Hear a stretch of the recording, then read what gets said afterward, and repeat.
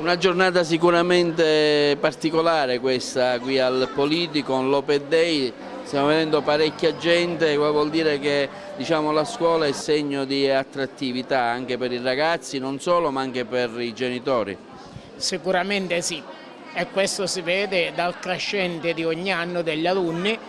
Il numero degli alunni quest'anno abbiamo aumentato già 2 classi, nonostante altri licei presenti qui nel territorio.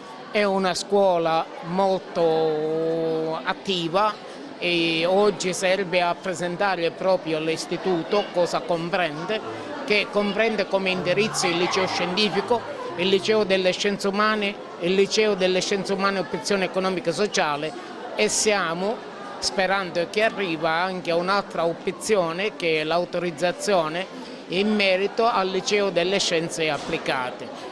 È un indirizzo che tutti e 4 questi indirizzi come base fondamentale è quello di creare, di dare una formazione agli alunni per gli studi universitari. C'è poca distrazione su altre manifestazioni e altre cose perché tutto è basato su un proficuo studio ai fini di diventare i dottori del futuro. E i dottori del futuro non si ci diventa facendo diversi tipi di slogan o di cose, ma un impegno serio e duraturo.